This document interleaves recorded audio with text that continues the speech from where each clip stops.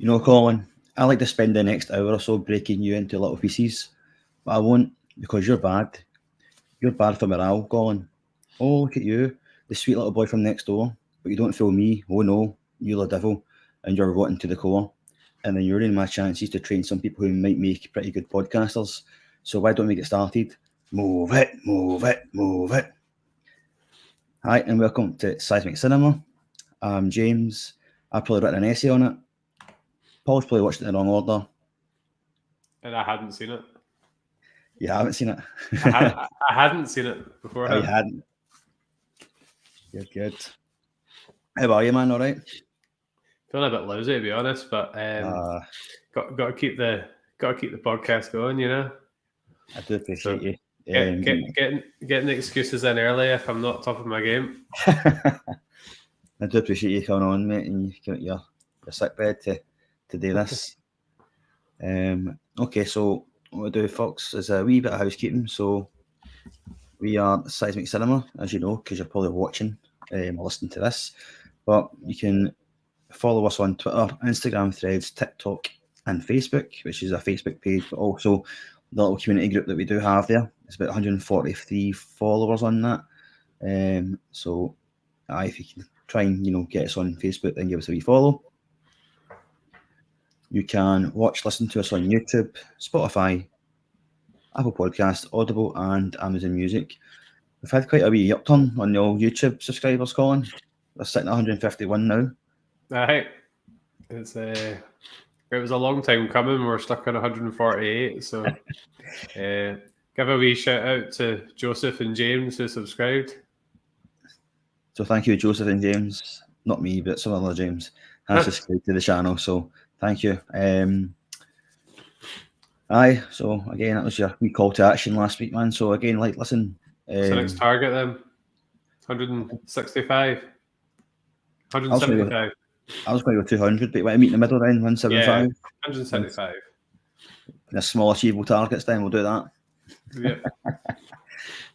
So again, if you just could share, all the podcast and just get folk to subscribe, it doesn't cost anything. It's just a hit of a button, and it does help grow the channel. We are also part of the Podpack Collective, which is a bunch of indie podcasters, like many indie podcasters, trying to make a impact on the indie community of podcasting. So give them a wee follow. You can find them on Twitter. Again, there's a link tree there, and you can check out the variety of different podcasts that exist. Hello, I'm Mark, host of the Project Football podcast.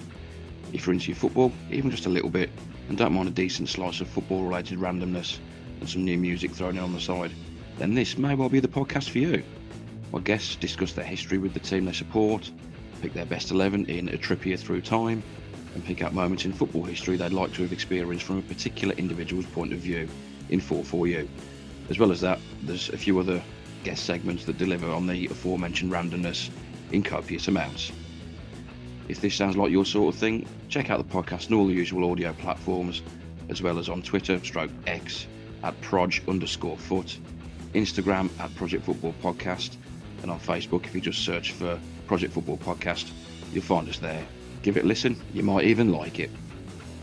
Seismic Cinema would like to thank the Fast Camels for our title and end credit track, Tales of the Expected. The Fast Camels are an explosive blend of 60s influenced psychedelia, freakbeat and classic power pop. You can check them out on Spotify, YouTube and on their website through bandcamp.com. Thanks guys. And at this point, I'd like to give a wee shout out to our friends. Podcast friends. Over at Wits the Script. So Craig and Chris over there, the comedy duo, the quintessential comedy Scottish movie podcast. So the last one there was Inner Space, which I've not caught yet, guys. Actually, I've seen that film, believe it or not. So neither have I. Believe it. I might try and catch it before I listen to the podcast. Although I dare say, I'm a wee bit apprehensive about listening to the podcast after getting ripped apart in the last one, which I didn't obviously had the time to go into. So thanks for that character assassination, folks. Do appreciate that.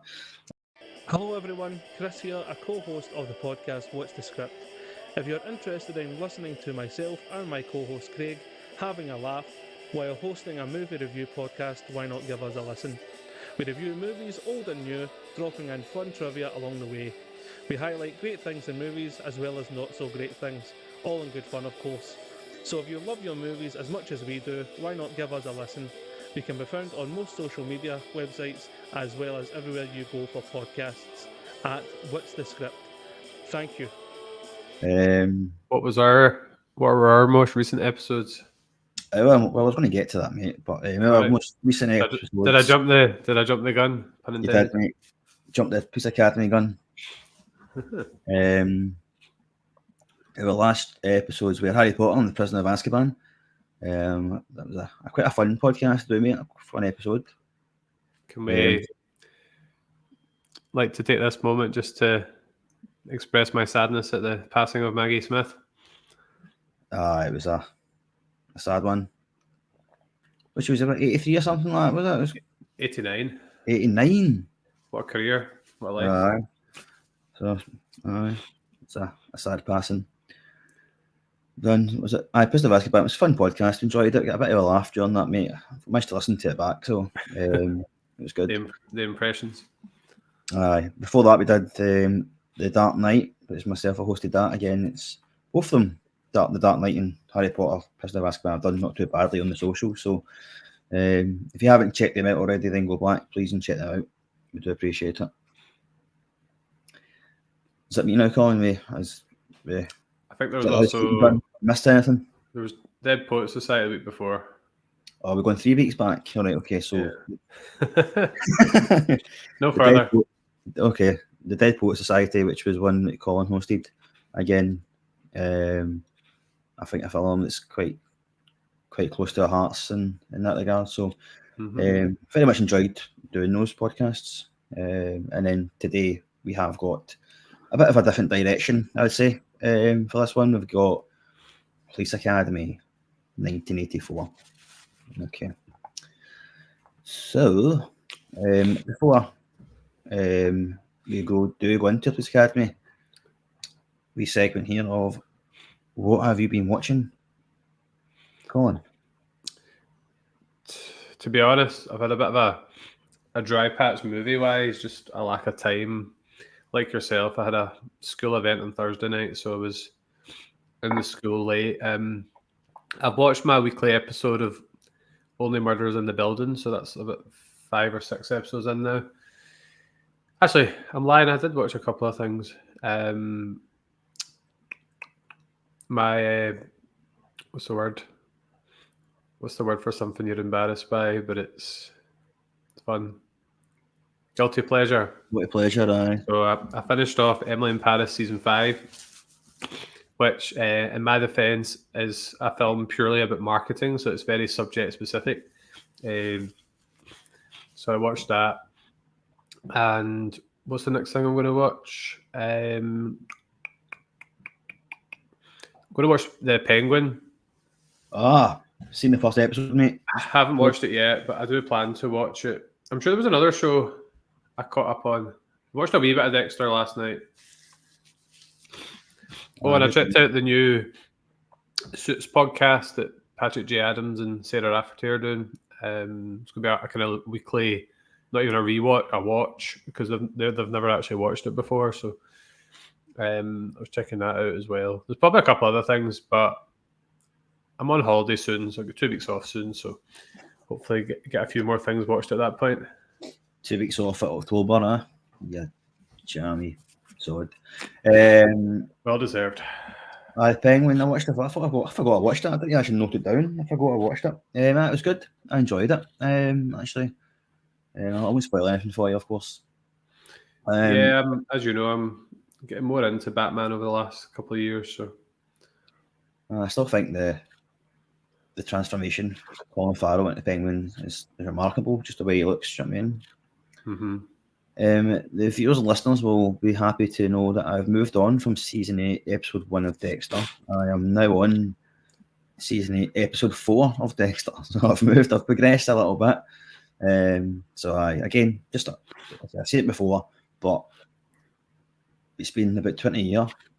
Do you know what I mean? Like I seen it when it first came out, and it's amazing how much you forget. Just wee intricate parts, Yeah. I will. I think it is one I'll probably get stuck into.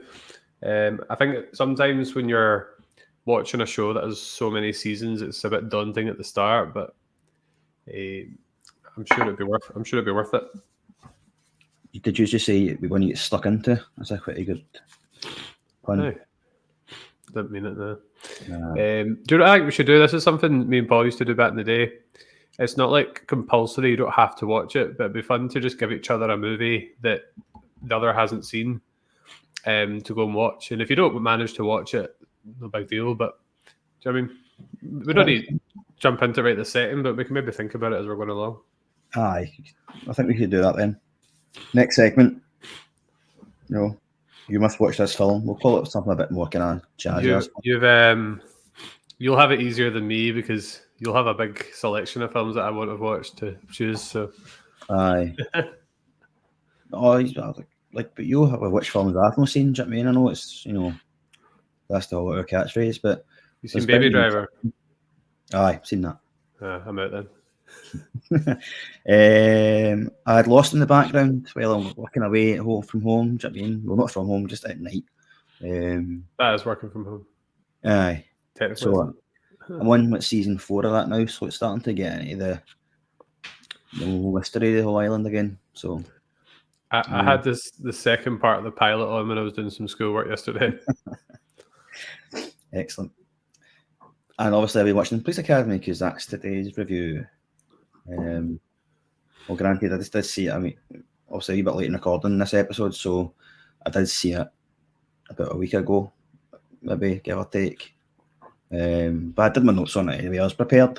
Yeah, I didn't manage to watch it again, but I listened to a few wee kind of YouTube summaries last night but I did watch it last weekend before the original scheduling. Aye. Right then, so Police Academy, the cast: Steve Guttenberg, Kim Cattrall, G.W. Bailey, Bubba Smith, Michael Winslow, Donovan Scott, Andrew Rubin, David Graff, Leslie Easterbrook, Ted Ross, and there's plenty more in there, but I just couldn't write them all down. It was directed by Hugh Wilson, written by Hugh Wilson, Neil Israel. The runtime for this was 1 hour 36, so it wasn't a long movie. It was the way I watched it because I watched it on that ITV app, and there's literally 5-minute ads in it. Oh, right. So it took me a bit longer to get through it because of that. Honestly, most apps ads are 20 seconds long. It was literally 5 minutes. I'm just sitting there Nah. So it was 1 hour 36 minutes for me and 2 hours. 2 hours for me. Minutes for Paul, and there you go. Can you not skip the ads? No, you have to watch them when you. Not unless I paid for a premium version or something. All right, okay. The budget for the film was 4.8 million, and it took in 81 million. So it's a pretty successful film. I don't know if I said this or not, but it was released in 1984. So what did it take in? Sorry, 81 million. 81 worldwide. Yes. Okay. Now, for those who haven't seen Police Academy, I'm going to give you a very short and sharp synopsis of this. So the new mayor has eliminated the restrictions on who can join the Police Academy. This allows a wide variety of misfits and unqualified recruits to enrol, which creates chaos and comedy across the city. That was pretty short and sharp. So before I go into the meat and bones of the film then, buddy, what is your history of the film? When did you first come across it and that? I first came across it when you said that's what we're reviewing. Similar to what was the other film we did recently? Disturbia, yeah. So you hadn't seen Police Academy before? I hadn't seen it, no. I'm not a big, I know obviously this is more of a comedy, but I'm not a big kind of action movie guy as been discussed, although ironically Hot Fuzz is one of my favourite films, which is like a police spoof, but those films are a bit of a one-off. I think it wasn't really one I'd really given much thought to before, but I'd obviously heard the kind of term Police Academy and kind of Police Academy movies. I mean, I was watching a few things last night. There is actually, I was in one of the videos I watched. There was a bit where like Homer in The Simpsons references Police Academy, and he's like, Bart, why do you think I took you to all those Police Academy movies? He's like, I didn't hear anyone laughing or something like that. So he was like, the Simpsons were taking the mick out of them a bit. Obviously, there's sequels as well. Yeah, I've for me, I've seen this film. It was on like kind of the console TV, Channel 3 on a Saturday or something like that. Do you know what I mean? But I'm going to say I'm probably like Paul in this way because I've probably seen these in the wrong order when I was growing up. Because there's that many of them. You know what I mean?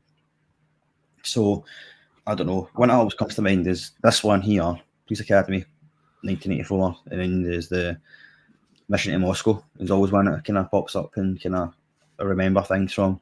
How many are there in total? I think there's 8. 8. I'm not going to watch all 8. Well, you might if I choose next films to be 2, 3, 4, 5, 6, 7, and 8. I'll just watch the last one. Aye, so I just kind of watched, like, growing up, my dad would stick it on the Saturday TV. You'd probably flick between that and the football scores and the teletext. And then moving on to the horse racing on Channel 4. That would just be your Saturday. That's the most 90s segment ever.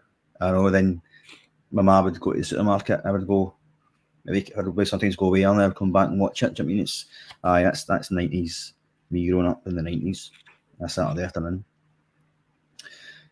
So at this moment then, we did put a wee tweet out and stuff on Facebook socials about people who had seen the film. Asked their thoughts, opinions, and give some comments. So Just Football Podcast said it is an absolute classic, which is true.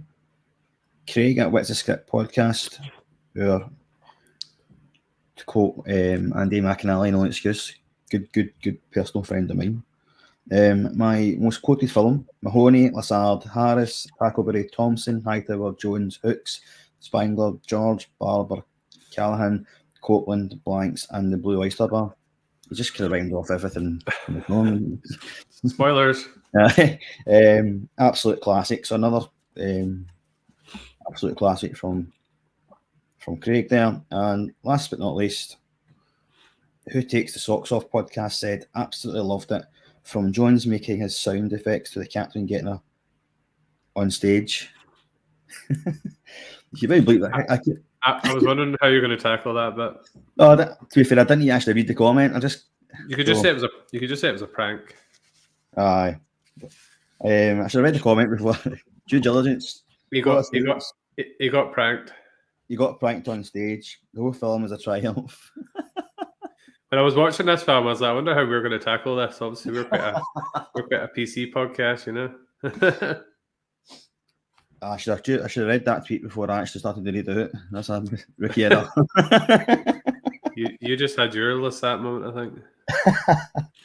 Yeah, so thanks for those comments, guys. Again, keep them coming. And of course, anything we say in the pod on the episode, then you don't agree with or you agree with, whatever, then please give us a comment on Spotify and YouTube. Okay. Right, so we'll kind of move into it then. So obviously at the start of the film then we get the bit where it says the mayor's made a decision to lift the restrictions to join the police. Now before I go into the actual kind of film, I mean, that's obviously the whole premise of the film is just to lift the restrictions and let pretty much anybody join. Did you see if it happened here, mate? Would you agree with that? If it happened to Police Scotland, well, it kind of probably seems that way in the news, to be honest with you. But do you agree with that? What do you think? I feel like if someone is capable of doing the job in terms of their knowledge and skills and their kind of baseline fitness, like I don't see why you couldn't do the job. It all obviously would come down to any tests and interviews and the like. So as long as someone is capable of doing the job, which is doubtful for some of the characters in this film. Yeah. I don't see why there should be main restrictions as long as I said, if you have the qualifications and you have and you can physically do the job. Interesting. Just because you're a certain weight or height or gender doesn't mean you can't do the job. If the attitude's there, you know. Are you going to bring in your Hot Fuzz quote of this film, by the way? I wonder if you're going to do it. Which one? So many. Well, I want to be a policeman officer. No, they refer to the police academy as the police force. So I thought I would like you to take this one. Well, it wouldn't be very organic now. We're actually supposed to call it the service because official vocab guidelines say that force is too aggressive. There you go. I thought I'd give you that wee, but because I was going to do it, but since Hot Fuzz is your favourite film, it just makes sense. What? I don't know. I think it's been pipped by Titanic in the last year. All right. Okay. Right.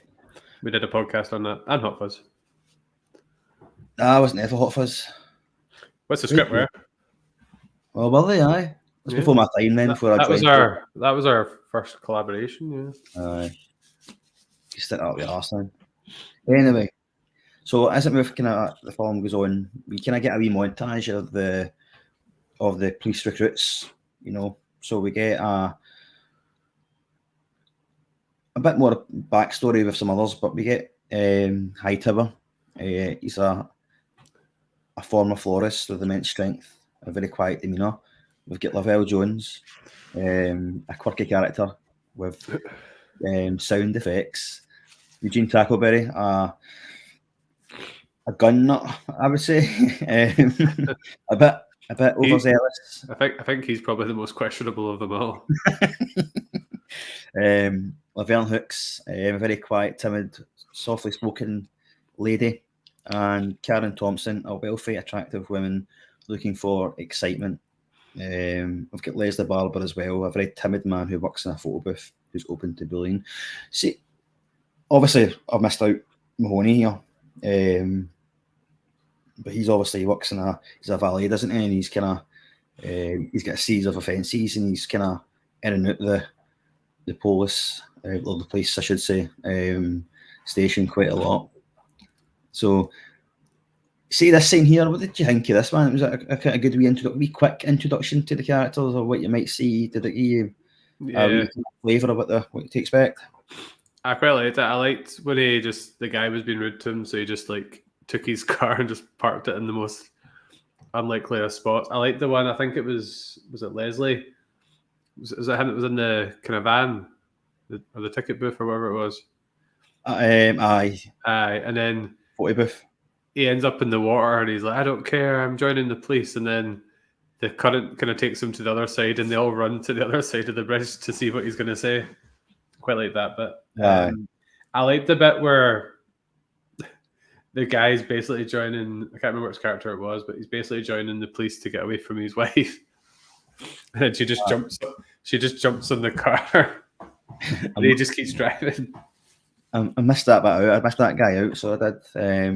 So that's my bad. So he just she's like, you can't do it. You don't have it in you, whatever.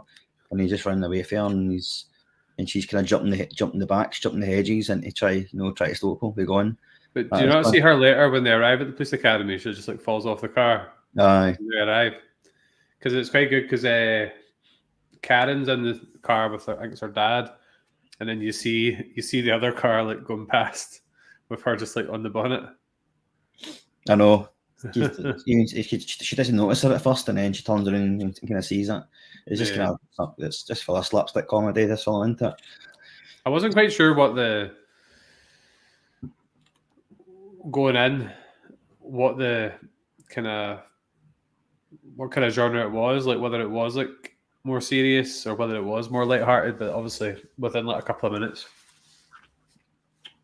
because the first scene when Tackleberry's in the office block and there's a storm, it could kind of be seen as starting off quite kind of foreboding, but then it quickly changes. So did you not know this is a comedy then? Well, when you mentioned it and I kind of was searching for it, I kind of saw that it was kind of classed as a comedy, but the very opening scene was quite kind of atmospheric, so you could have been tricked into thinking it was a more serious film at that point. No, I get that. So See, just the very opening scene, though. Aye. See, as well, I'd say I'd like to say I forgot, but I didn't know because it's been that long. I know Kim could travel for other roles, do you know what I mean? But more like she's obviously in Big Trouble in Little China, which is the one I know her from, the list. Oh, is she? Oh, okay. So she's Grace in Big Trouble in Little China. I know she's in other things as well, but this is what I know of her. Tunnel Vision. Aye. So, and this was released in 1984. So, Big Trouble in Little China was 1986. So it was only 2 years before. So this was your plotting to get your Big Trouble reference in. Well, as now, I don't think I'll be able to get a Big Trouble in Little China in every episode, but I mean, I could put it in the contract, Colin, like the way you have with Star Wars. I can get Star Wars in everyone. I just need to think what it is. Right. That's something I need to try and do then. Right, so you'd like to be montage then. We'll delve into the characters and stuff like that later on as we kind of go through. I don't want to go through every scene, like I always do this, but I think it's, it's such a short film though that no, it's not good. Was that? It's not short. You can tell me about the adverts and stuff like that. I bought so many things during those adverts. Right, okay, so at the academy, then they arrive at the academy, and we kind of see. But actually, before I get to the academy, I want to just touch on slightly. We get Mahoney coming to the police station for the last time as a civilian, we'll call it that, right? And he's sitting with Jones in kind of the waiting room, and he's like, what you in for? And he shows him, there's the sound effects and things like that. And then obviously Mahoney's basically told, this is your last chance. This is, this is your last offence. If you don't take this opportunity, then you're going to jail.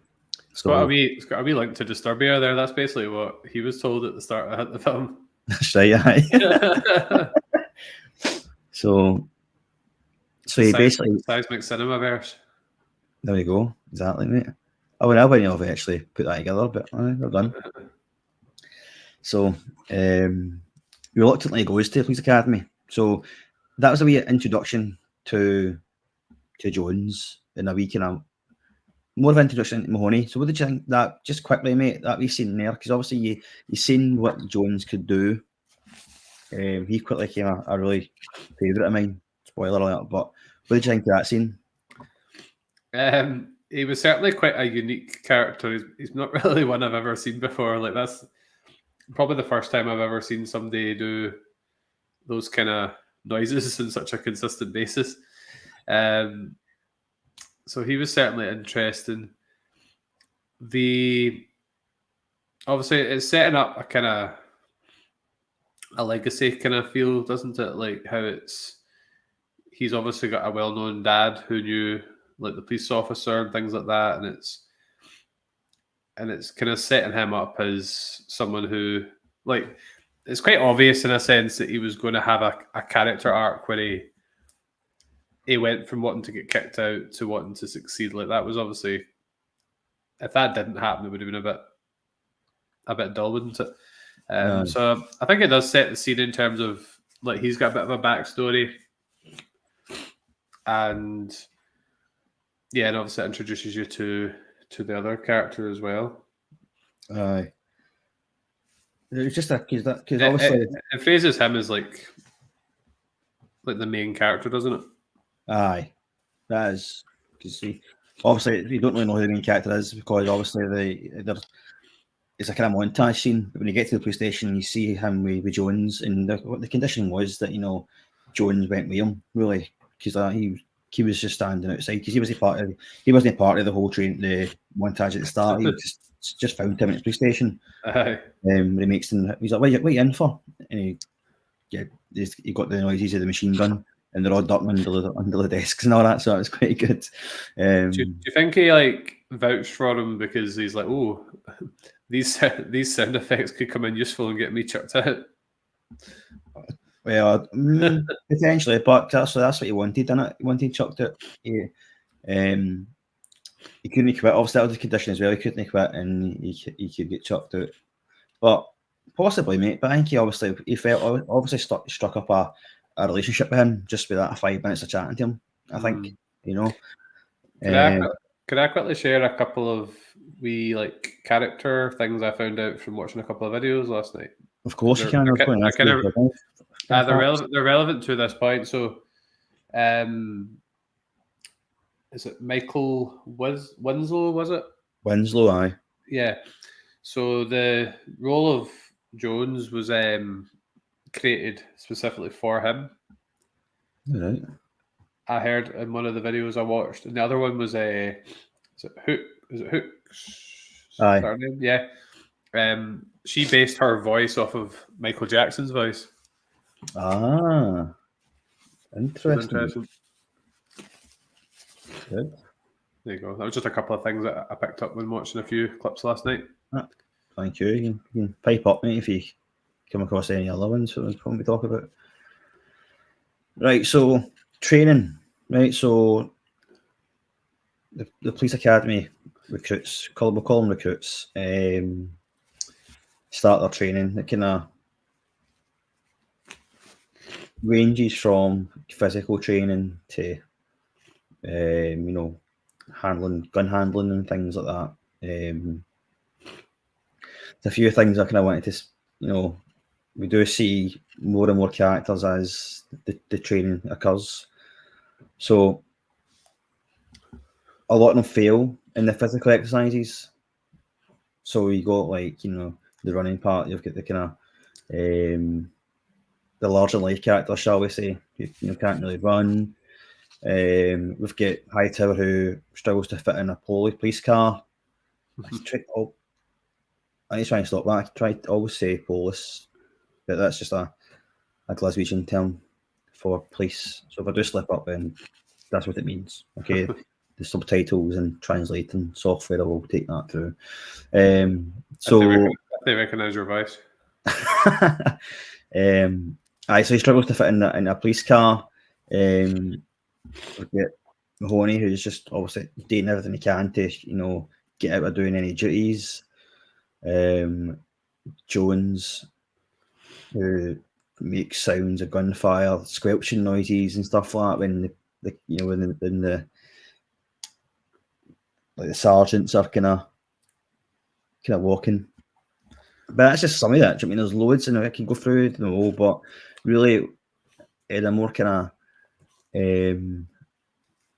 overview of it, man. What did you think is there any training scene that kind of stands out to you? Most of the bits I remember best are like the Hightower moments, like when they're meant to climb the wall and he just like knocks it over essentially.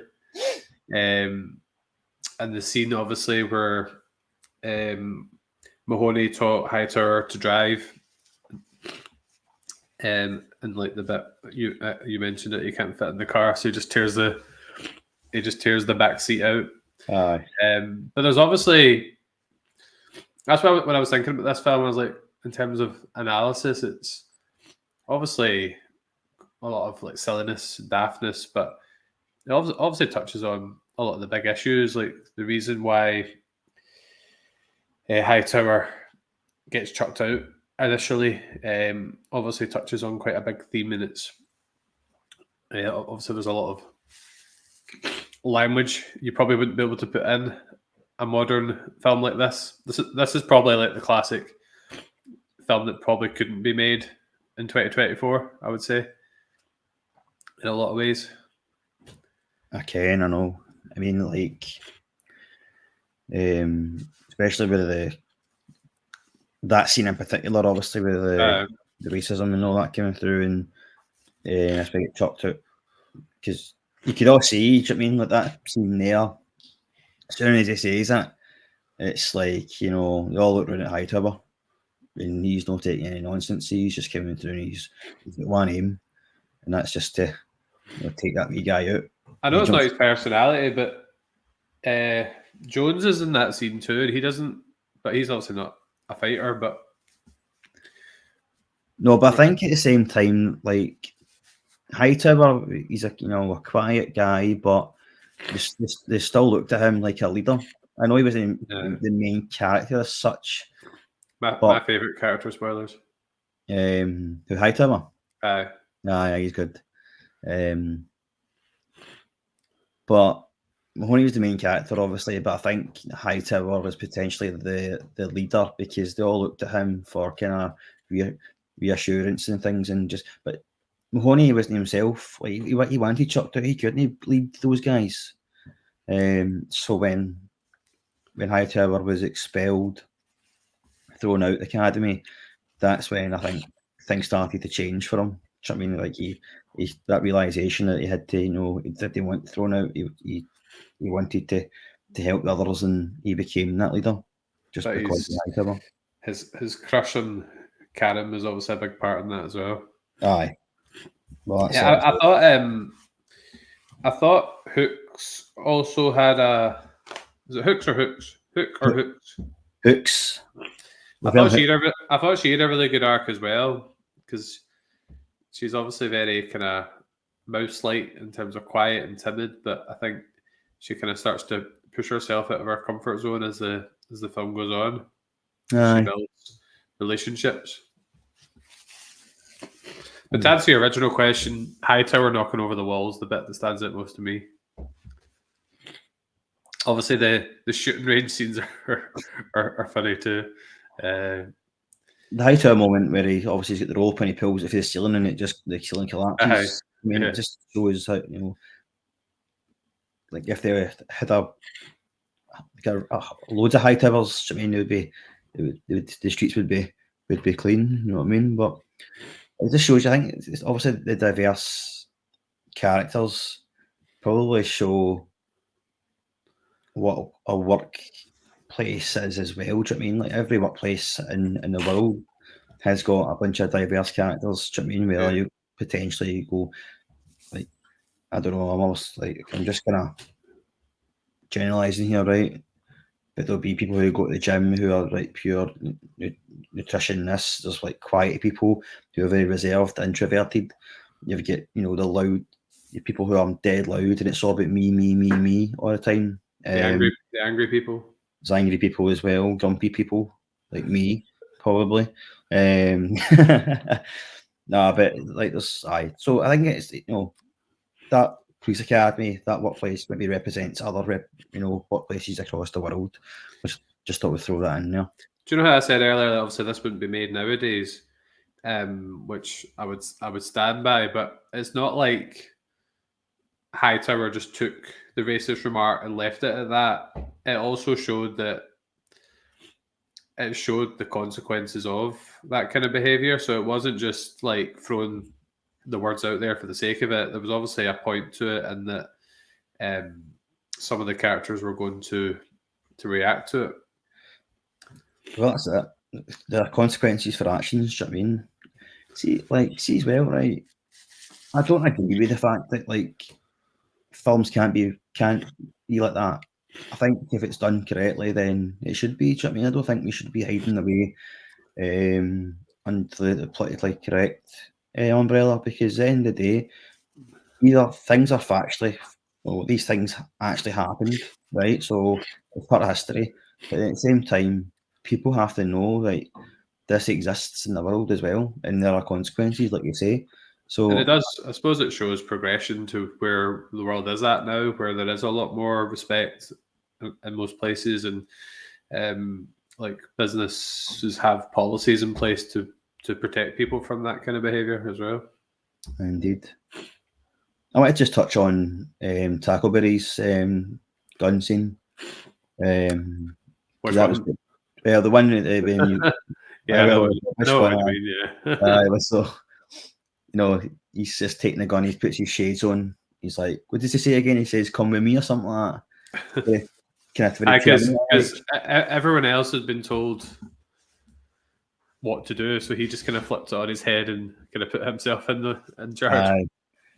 It's like very Terminator, like he's at the gun, and he's just kind of got the gun kind of like that because he knows what he's doing, and then he just kind of runs away into the building. So he's anticipated the fact that guy, that target is coming to the door, and he comes from behind it and shoots the guy from behind.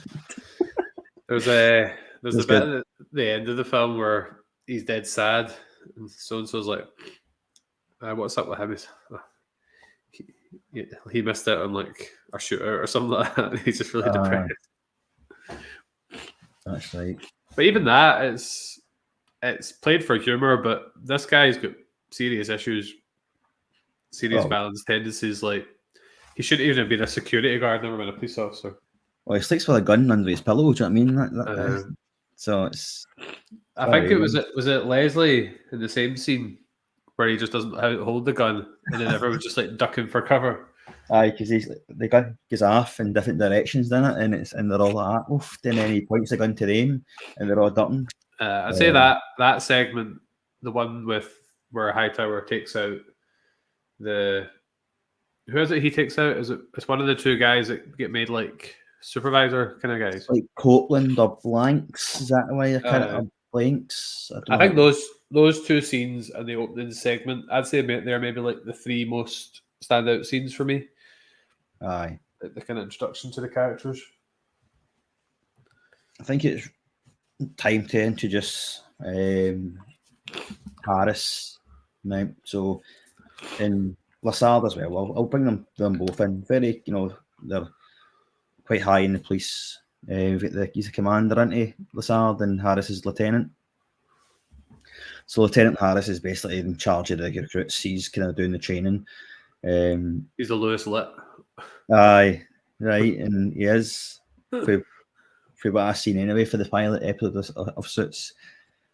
But there's a bit where he's got him in the classroom and he's writing on the chalkboard, and he's just saying as he's writing, but he's as if he can't spell, and he's just writing the letters and the numbers for things. I found that quite funny. But Harris doesn't like new recruits. He doesn't agree with the mayor's thing about, just get MD in and they can train them up and things, and as long as they meet the baseline requirements, they can get in. He doesn't agree with that at all. So he tries to sabotage them all. He tries to, Mahoney as well. He tries to put them in situations for them to fail, right? And before I go into Harris, about doing that to his kind of recruits, have you ever been in a situation where you've had somebody like that in a workplace, like before you were teaching, maybe, about just people who don't like new starters and they try and go out their way to to not make them quit? Maybe that's a bit much, but just give them a hard time. There was one time in a retail job, and the person only worked maybe like they didn't work there a lot, maybe one day a week. But I was obviously a school pupil, and you would sometimes get sent up to like a big stock room to find like items, and the stock room in itself wasn't particularly well organized. But if you came down, I came down and I remember just getting like kind of torn to shreds for not having done X or Y, but it wasn't in like a supportive way that you would do with like a young person, or I would do with a young person in a job. It was just kind of like basically made you not want to like come back the next day, that kind of thing. So yeah, I've in a kind of retail position, I have experienced that before. Aye, well, I'm in a similar Very position too, because I worked for allowed to give away our workplaces here. We used to work in the one doesn't exist anymore. That's up to you. Well, I don't mind.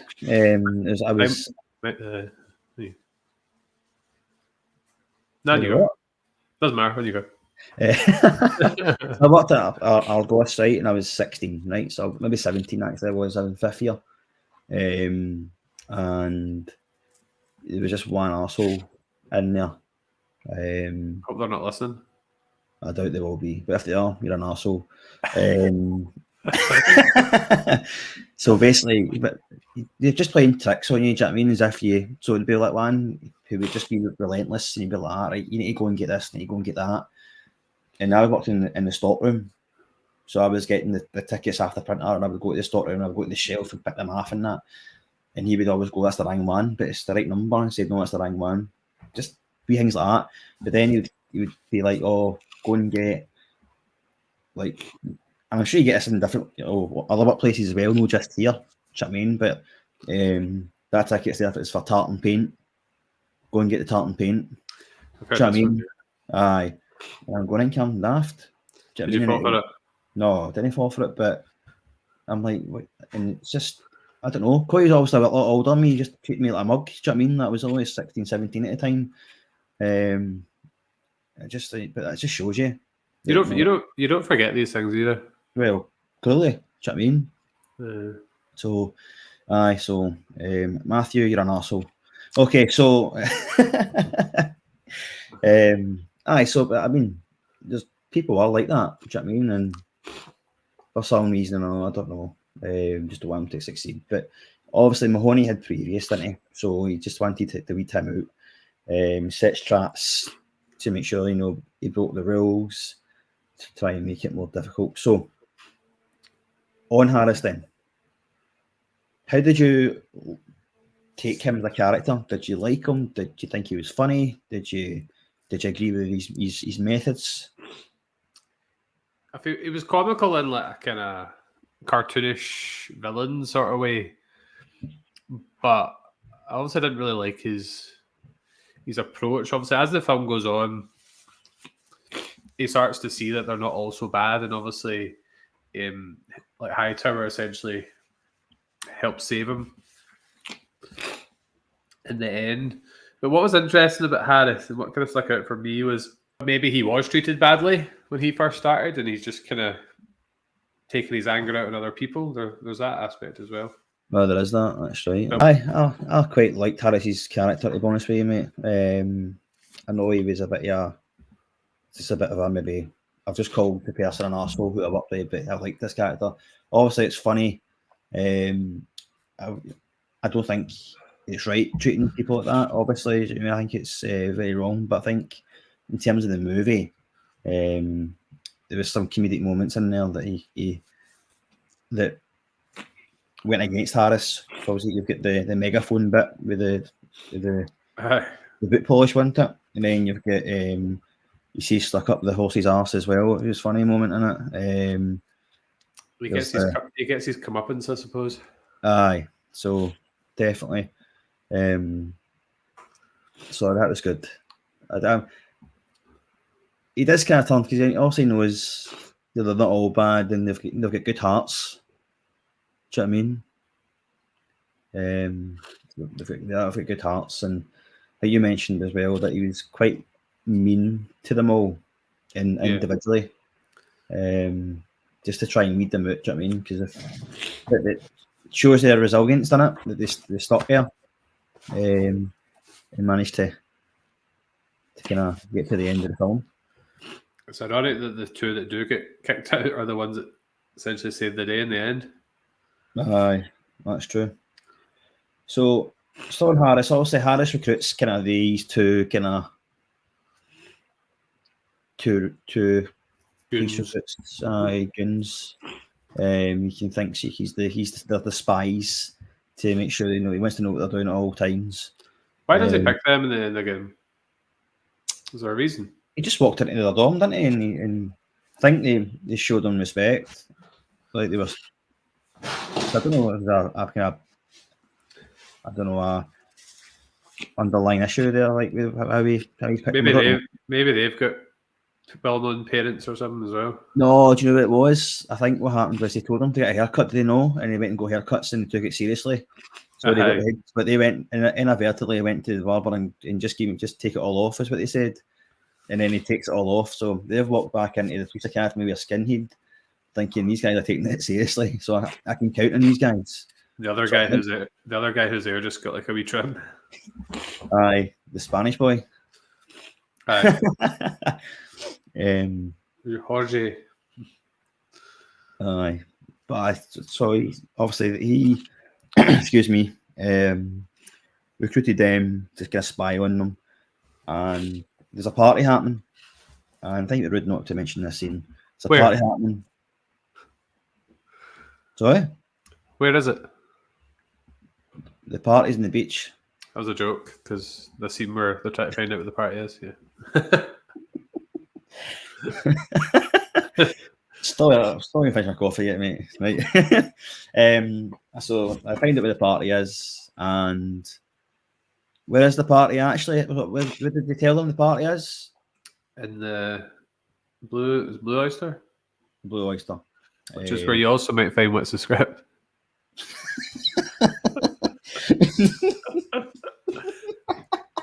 or not.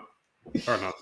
So you might find what's the script in the Blue Oyster Club. Armed with leather chaps on and things like that, and I don't know. May show you a good time, I don't know. That's the payback for my character assassination. But you started it there, Colin. Anyway, so they go to the boys out of love and out of trying to promote them. Yeah, of course, always is. So the Blue Oyster, they go there. The two kind of recruits to try and find Mahoney at this party, because they're trying to obviously find out everything that's going on to report back to Harris. But it turns out to be a gay bar, and before you know it, they're slow dancing with a couple of guys. Aye. So that was, and then the next day, so you can see obviously how uncomfortable they are. But the next day, Harris asked them what happened at the party, and they couldn't tell him exactly, because that means lots of dancing. Yeah, lots of dancing. Aye, which is true, I suppose. Just shows Mahoney's kind of a couple of steps ahead of everyone. Do you know what I mean? It was obviously quite obvious. Leslie was very obvious when he was like, "People want to know," or something like that. Aye, but it shows you his street smarts as well, though, Mahoney's, because he knows that, that obviously, what's his name, Leslie, is open to being bullied outside, and he's being bullied inside as well, but he knows that and knows he's been manipulated without actually telling him. So he tells him the wrong place and on purpose, very much like the Joker did to Batman in The Dark Knight. Nice reference. Yeah, so we did a Dark Knight episode. Where are they? Anyway. At the right. I've lost my train of thought now, mate. All over the place. Please. Academy. So I think I said it earlier on, mate. The turning point was when Hightower got expelled. Obviously, he goes away, and I think that Mahoney's has to take the training more seriously. He's helping other recruits pass the drills, and I've tried not getting involved with Harris's ploys to get him kicked out and whatever.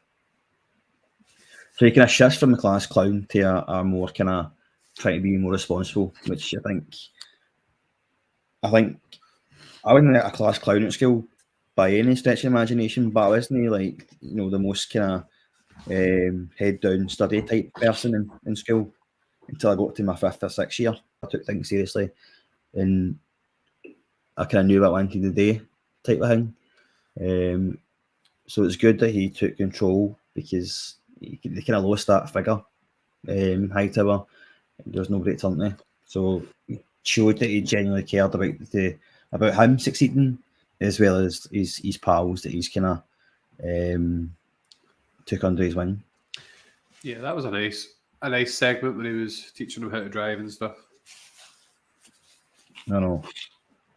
Quite wholesome. So I'm going to go on to favourite scenes and favourite quotes. That's but this is kind of a wee gist of the film. So the riots happen. So the riot scale, the large scale riots break out in the city. These cadets are these recruits cadets army prepared at all. They lack experience. I say they managed to obviously to step up to the chaos. Mahoney was obviously targeted to be expelled as well through the whole thing. He shows quite a lot of bravery during it. He tries to restore order, even though he's on the verge of being kicked out. So he's obviously he wants to succeed, and he's going to be getting kicked out, but he still wants to do this. Harris, there's also this kind of criminal. Harris gets kidnapped, and then you've got the scene with Hightower and Mahoney on the building, isn't it? Top of a building, yeah. Top of the building, and then that scene plays out. What did you think of that scene then? Did you expect him? Well, you kind of did expect him to come back, Hightower, because he was in the florist. He was doing his job as a florist. It's still funny, by the way. And he just kind of walks away the writers, didn't he? So you kind of thought he would come back at some point. What was your? I didn't think it was the last we saw of him. It was obviously quite clever in the end how because the guy with the gun, does he not just pluck that off the two guys that were the kind of the two clowns, supervisor guys? Yeah. Aye. So Copeland and him, the other guy. I think it wasn't. I don't know if there was a lack of suspense there because it wasn't really the type of film where there was deaths. There wasn't really any character deaths as such that I can remember. So you obviously knew something was going to kind of save the day because it's obviously quite a light-hearted film in that sense. Yeah, it's still a good moment though, and Harris obviously has to have a wee bit of respect for Hightower and Mahoney for saving his life. Aye, so Harris, he obviously owes him a lot of debt. I mean, he saved his life. The guy got the guns for Copeland, and I can't remember that guy's name now, but so it just shows you that they've only up for the job anyway, and we're in the wrong positions. But aye, we knew Hightower was coming back. He's the goal. The way he punches him down through the door, down the stairs is funny. Quite good. So, they get to the graduation scene and all that sort of thing, I think before you do the graduation scene, there's one scene I'd like you to tackle. The prank scene. Right, okay. I'll try and tackle that then. All right, so... Because obviously it links into the graduation bit. Right, aye. There's it was quite before this actually. The actual riots bit up on it. So there's a lady worker in the police academy, and as the lady worker is in the actual rooms, Mahoney knows she can't be here, blah blah blah, and Captain Lassard, or Commander Lassard, I should say, is showing. I don't know I can't remember who he's showing, but he's showing people around the academy. He's giving a presentation. But he's going to give a presentation. But right now he's showing them around the academy until he gets to the lecture theatre. But as they come into the lecture theatre, Mahoney's got the lady worker, and he kind of hides her under the plinth of where the presentation is. And as the Lassard's giving the presentation, she's directly below him. You can just imagine, and all you hear is the zip getting undone. And as Lassard's giving the presentation, he's showing the people a good presentation. he's also receiving a pretty good time himself. He's quite enthusiastic about his presentation. He is a bit enthusiastic about the presentation. Actually, I think what I could do here is, yeah. So I think he says, now this first slide shows a very, very interesting thing. Our main building on slide 2, we see a view of it. So, expertly done. There you go. So there you go. Tackled it, which obviously tackles into the last scene on the graduation scene where that lady worker is again under the plinth, but this time it's not Captain Lassard. It is indeed, Mahoney. But I should probably say as well, when Captain Lassard goes back to the plinth to find out who it was Mahoney's head just turns around and smiles at him. he gives him a wee wave like Peter Pettigrew in the last review. So Lassard thinks it was Mahoney. Mahoney did it to him, but it wasn't. But anyway, come the last scene on the graduation, lady workers under the plinth, and Mahoney and Lassard gave each other a look, don't they? As well. This is funny. See, in terms of Lassard, he actually seemed like a decent enough guy. Like, he wasn't very maybe powerful or didn't like stand up to people, but he in himself didn't seem the worst. Like, he just seemed to kind of do whatever Harris or his superior wanted him to do. He just seemed a decent enough guy, really. No, I quite liked him. I always get him mixed up with Leslie Nielsen, so I do. Like, when I put this on, I generally thought it was Leslie Nielsen that played that character a bit, wasn't he? I do like him. He's kind of cutting about in his wee police golf cart as well. Do you know what I mean? It is funny. I don't think I think as well he's probably more like the recruits than anybody else. Do you know what I mean? He's kind of got that kind of good heart and all the rest of it. Whereas the other guy, I can't remember the guy's name now, the chief, and Harris are kind of very stern. They take no nonsense type of thing. Where Lassard's probably more kind of for that. No for nonsense, but just kind of relates to the recruits that way, you know what I mean? Yep.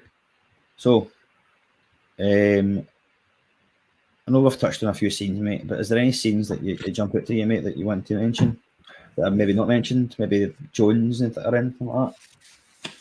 I'll say the main ones for me I've already mentioned. So, like, as we said, the kind of opening montage had quite a good few moments with Leslie announcing he's leaving and Mahoney parking the car and the guy's wife on the bonnet. And I liked the, maybe not a scene, but I liked that kind of Hightower and Mahoney got the kind of respect they deserved in the end. Mm-hmm. And I also liked the scene, I mentioned it earlier.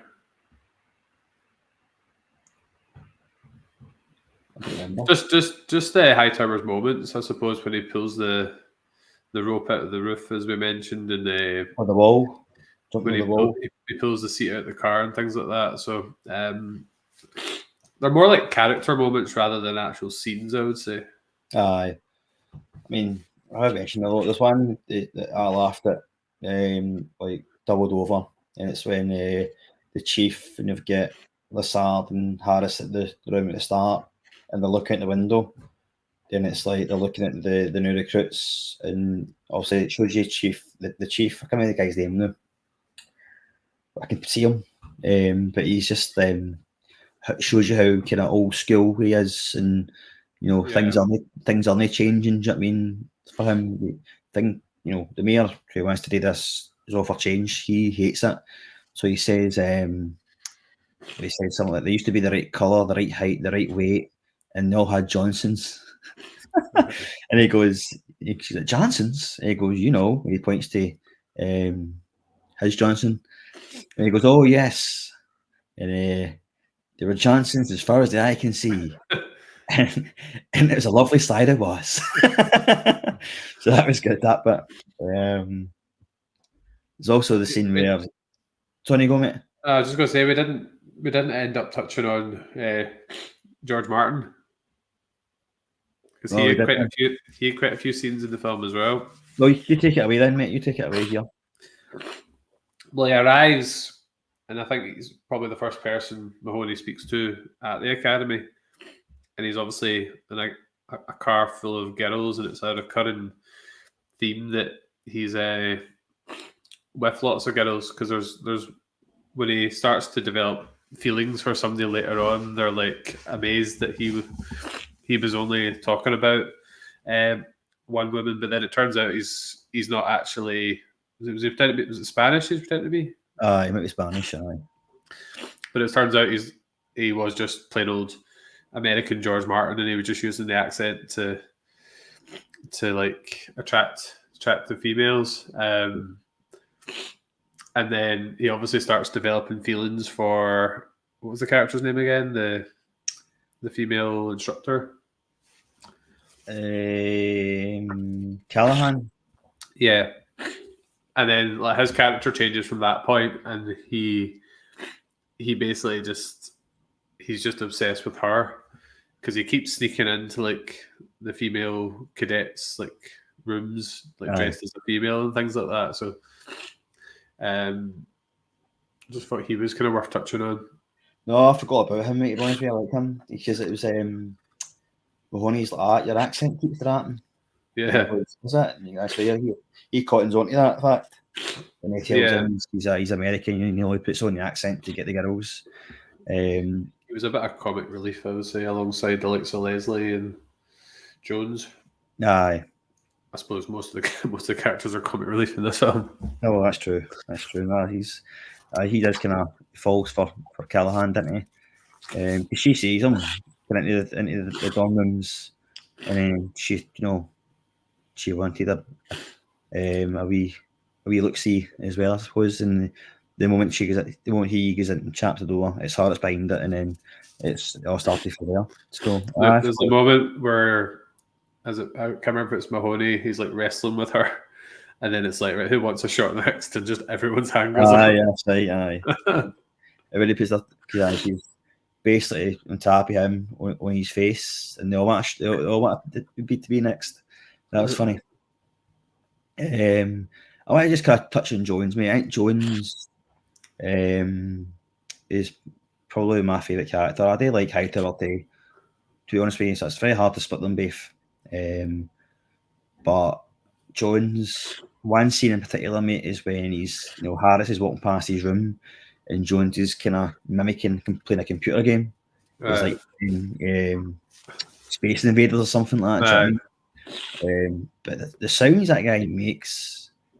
Is that actually the actor doing them? No, I don't think so, mate. But I want to believe it is, right? I just want to believe, because that just makes it even more so, authentic, man. I would love to hang about with somebody who can make them noises. You know what I mean? It would be brilliant. So if he has noises for the computer game, but game over. It's brilliant, right? And then you've got mimicking the shotguns and the machine gun stuff. Even a bit in the classroom when he tells Harris to go to the commander's office or something like that. Do you know what I mean? Through the tannoy, he thinks it's the tannoy going. And there's a bit in the riots as well when he's got the kind of microphone or whatever you call it for the speaker for the car, and they're also the rioters are on top of the police car, and he's again mimicking the police gun.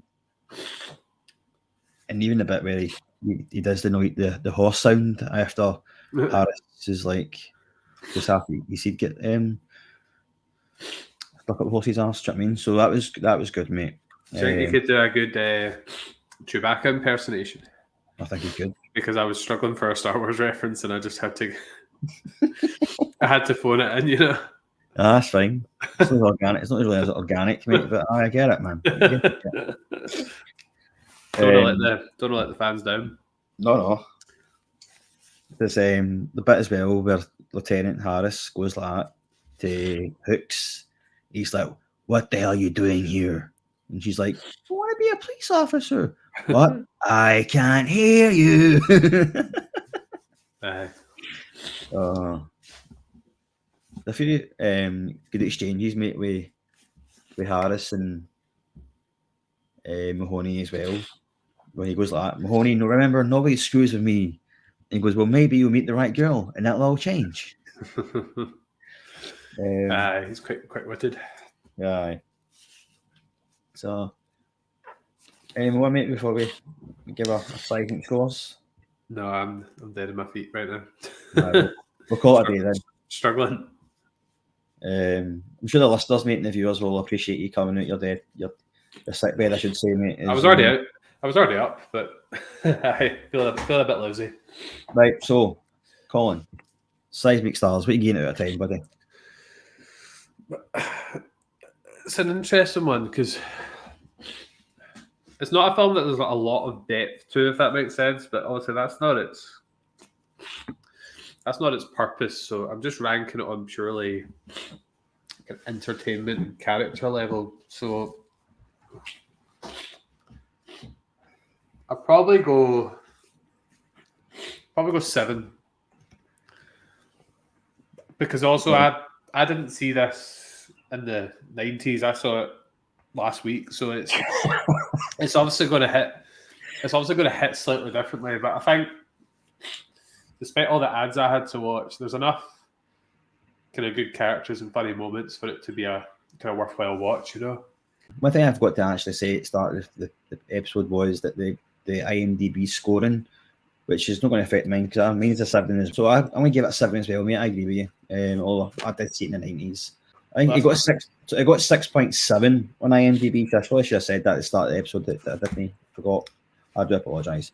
So 7 out of 10 for me, 7 out of 10 for you, and that's a good score, mate. Now, Colin, you can make yourself okay, mate, because I'm just going to do a bit of housekeeping. Thank you for watching and listening to this episode, folks. So again, you can follow us on Twitter, Instagram, Threads, TikTok, and Facebook through the community page. You can listen to us on YouTube, Spotify, watch us on YouTube and Spotify as well, Apple Podcasts, Audible, and Amazon Music. And that's us. Colin will be glad for us to finish. Nothing personal. No. Have you thought of a film for next week, mate? Are you going to keep it under your belt now? Not 100% sure, so I won't commit to it. Right, okay. So thank you for watching and listening, folks. We do appreciate it. Remember to give us a wee subscribe and a wee share if you can. It doesn't cost you anything, and we will very much appreciate it. Okay, so just remember what Dumbledore said. You can find happiness in the darkest of places. If you only remember to hit the subscribe button. Do that, please. So, I'm James. I probably written an essay on it. Paul's probably written. Oh no, I've said that wrong. So, Paul's watched them in the wrong order. Paul's watched it in the wrong order. And I hadn't seen this, but I have now. And Colin sneezed all over it. So, thank you for listening, guys.